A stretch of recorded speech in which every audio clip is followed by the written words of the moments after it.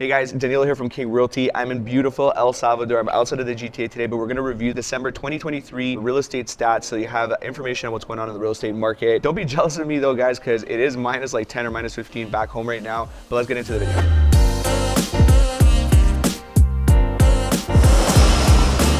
Okay guys, so we're gonna pull up the line graph here, which is something that we always look at. If you take a look at fall 2023, you notice that we're pretty flat in the sense that, you know, from August, we went up into September and October, maybe in a little bit of a high, and then we went right back down. November, December was pretty flat months. And you also notice that if I compare where we are in December, November, in terms of average price, we're actually very close to a 2021 price now, which means we almost cut out 2022 and any 2023 spring greens that we might have seen in the past. I'm gonna flip to another chart here though. Let me just put it up now. So if you look at this graph, guys, it's very, very interesting to me because it actually shows in blue here the interest rate increases that we experienced over this last couple of years.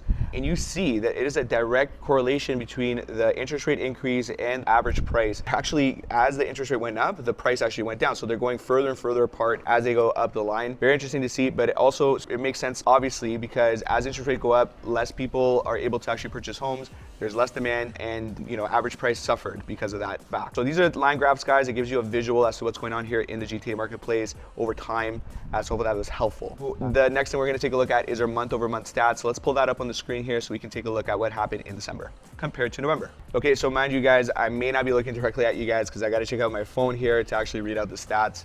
But we have it up on the screen right now. Let's take a look. In December, we had a total of 1,521 sales for detached homes. Our average price point was $1,418,323. And we had 3,906 listings. Well, you can see it now, actually. If you compare to November 2023, we're almost at 50% active listings from one month to the next. So we dropped quite a bit in our active listings from November to December. You know, a lot of people tend not to list in December because it's holiday months, and we usually do see that change in January, but this is something that is kind of interesting to talk about because it seems like our sales went up because of that, because our sales levels were very similar. Semi-detached, we had 324 sales, and the average price was $1,027,432. Active listings here were 395. Townhomes, we had total sales of 623.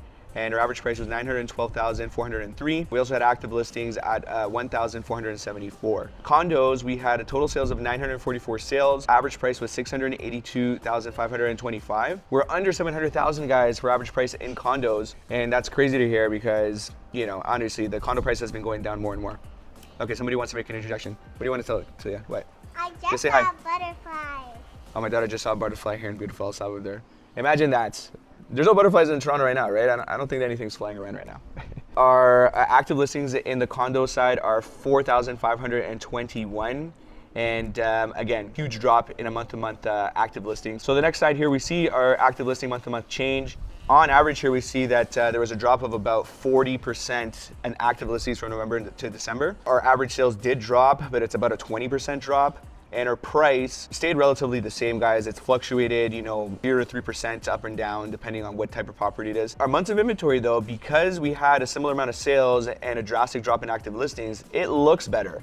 It looks like on average, our months of inventory is 2.7 months, which if you look at our chart on the right-hand side here, our guide, it kind of shows us that we're in a seller's market. But I could tell you, it really just depends on what type of property you're trying to sell. If you look at condos, we're still at 4.79 months of inventory, which means that we are in that balanced market range. And I can tell you for sure, there's a lot of condo inventory. You know, the price points are actually dropping quite a bit in the condo side. So that's very interesting to note. Semi-detached though, townhomes and detached homes, technically speaking in a seller's market, it really all depends on which pocket you're in. You know, better communities, better areas are doing a lot better than others. And I think what also makes a difference is if you actually market your property properly, it makes a big difference, okay? Average price in general is $1,084,692, including all property types. It's 0.25% here from the last month, so it's, you know, almost nothing, okay? So that's our changes, guys, on a month-to-month basis. So let's take a look at our year-over-year stats. Let's start with our sales. I'll put this up on the screen right now.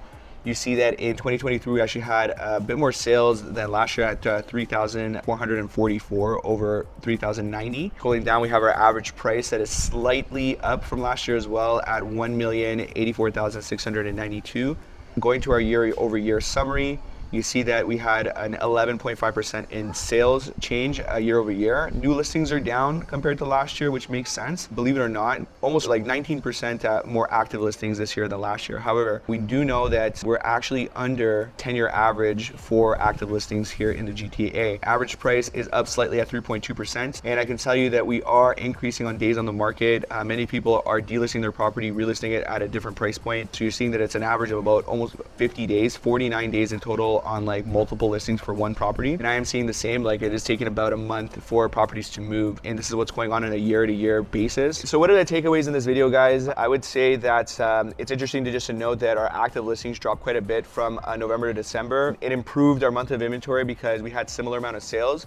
In December, we had a decent amount of sales. Usually it's less than November. Usually we don't have the same type of activity, but it seems like probably because the Bank of Canada decided not to make any interest rate changes. And there's been some news articles coming out that in 2024, this year, we're gonna have an interest rate drop probably a lot sooner than we thought. Some even predicting as soon as spring. This is actually maybe enticing some buyers to get back into the market. Personally, at the beginning of just January here, we've had a bit of a resurgence just naturally. And I can kind of see this because I'm just getting phone calls from buyers that are trying to get back into the market, guys that were kind of on the sidelines in the last few months, or maybe even up to a year, all of a sudden want to actually buy. So that's something that I've noticed myself personally, and that kind of makes sense because of what's going on in the marketplace. It's going to be very interesting to see what's happening in the next few months though, because we do have more interest rate changes and we're going to really see what's going on that side of things. So what are my messages here for the buyer? There's opportunities right now. Again, like if you're trying to get into entry-level property, pricing is a lot better.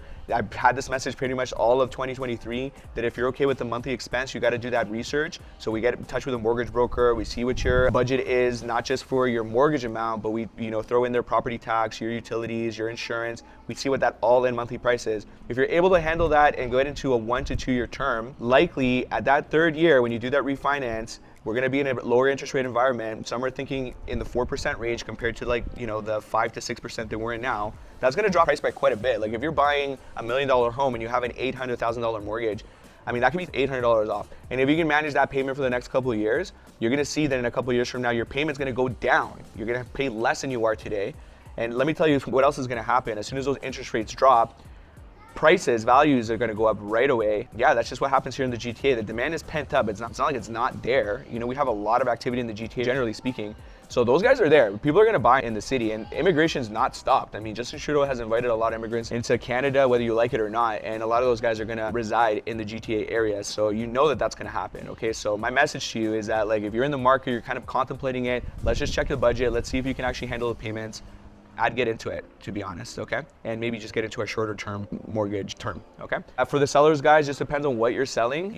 I may have good news, I may have bad news. It really depends. I don't have a crystal ball, so I really don't know if we're gonna get a resurgence from the buyers over these next few months. If we do, then it's gonna, fare a lot better for the sellers. And if we don't, then, we may actually continue price drops, especially if we're still in this high interest rate environment. It's still true that a lot of buyers can't actually handle those payments, okay? But at the end of the day, I think you should just be differentiating yourself from your competition.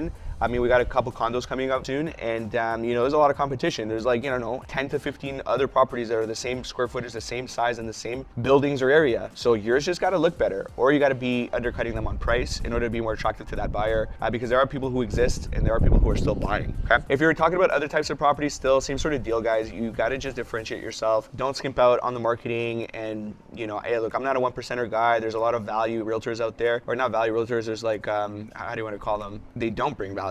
You know what I mean? They actually charge very low commission, but they don't really provide you any sort of resources, and they don't make any attempts to, market your home properly. I would avoid that, right? I'd go to a full service guy, somebody who's gonna make your property look beautiful, differentiate you from your competition, and guess what? Maybe you're gonna earn tens of thousands of dollars because you did that work, okay? I think that's always a strategy, regardless of the market that you're in. I think that's always probably the better bet, okay? Investors, it's similar to the buyer message. At the end of the day, you got 20% down because you own other properties or you own at least your primary residence. Get that 20%. Let's see if we can find a deal. Right now, if you get into a duplex or triplex in the GTA, that's probably the best bet. You're probably still gonna cover, even with a 6% interest rate, you're most likely be with a 2-unit income. For example, a bungalow that has a main floor 3-bedroom, and then there's a side entrance to a basement where you can make maybe a 2-bedroom as well with another kitchen.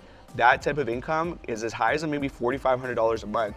You can go do the math, guys. If you pick up a property at let's say $900,000 and you put 20% down, your expense might be, around the $4,000 mark. So you're gonna make $400 even in today's interest rates. And what's gonna happen in 2 years when you refinance into a lower rate? your cash flow is going to increase. And guess what? The value of that property that you paid 800, 900 for today, you know, those properties were $1 million like 2 years ago, right? In 2022. So that's the ceiling, and we know we're going to get back to that ceiling, probably beyond it over the years. What are you waiting for? I don't know. Get in touch with us, guys. I mean, I'm, you know, got my eye open for deals out there, and you know, we're moving forward with a lot of investor clients as well at the moment. Okay, so before we go, I'm going to show you something here. Take a look at where I'm at, guys. You know, this is what we're talking about here. Check this place out, guys. We have incredible views here. This is in the Atami community, La Libertad, El Salvador. Okay, really beautiful. I think my daughter likes it too. Let's see what she thinks about it. Talia, do you like it here? What do you think, Talia? You like it here? Yeah? Say hi to everybody. Okay, guys. Thanks for joining me in this video today. A lot of information here about the GTA real estate market. Obviously, you get in touch with us when you have more questions about this. Send us a DM. Take a look at our links here on YouTube. And we'll talk to you soon. Take care.